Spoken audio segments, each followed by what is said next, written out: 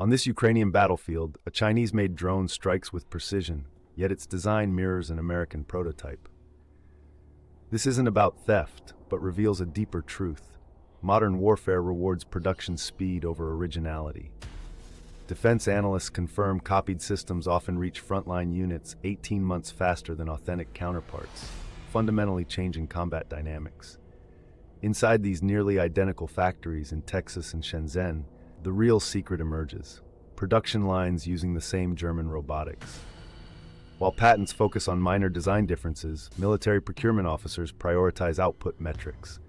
A Pentagon report shows copied systems achieve 92% parts commonality while reducing unit costs by 40%, making them strategically irresistible. Archival footage reveals Soviet T-34 tanks rolling off lines every 18 minutes, directly copying German suspension designs but optimized for mass production.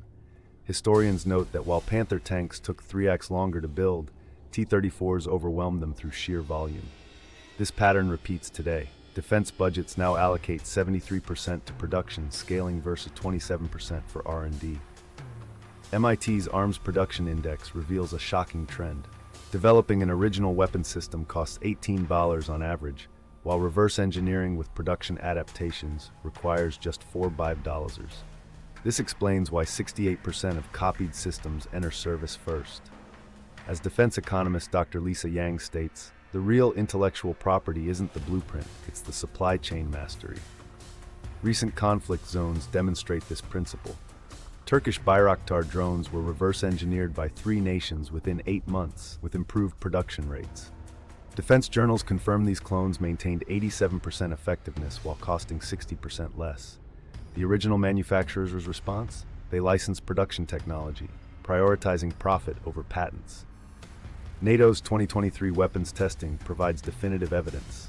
In 1,200 field trials, cloned systems matched originals in 89% of reliability tests. Where they differed?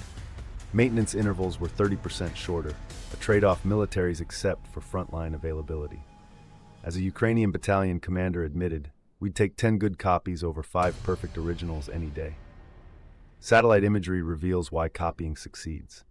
The same Chilean lithium, Malaysian chips, and Taiwanese actuators flow to all manufacturers. Defense analysts estimate 78% of original and copied systems share Tier 2 suppliers. This explains how Russia produces Iranian drone clones using identical Chinese navigation modules. Supply chains erase technological borders. Leaked investor calls tell the truth. Lockheed Martin's CEO admitted focusing on production adaptability over patent protection. Raytheon's reports show cloned systems generate 42% higher margins due to simplified logistics.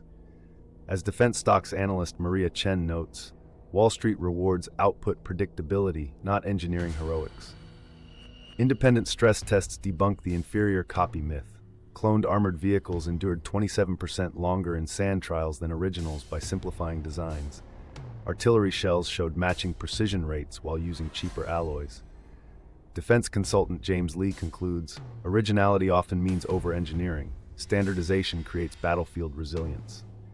AI-powered ghost factories now prototype copies in weeks, not years. A Pentagon simulation predicts that by 2030, production speed will determine 82% of combat outcomes, making technological secrecy irrelevant. As Scene 1's drone commander remarked, victory belongs to whoever can manufacture solutions fastest. The era of productivity-driven warfare has arrived.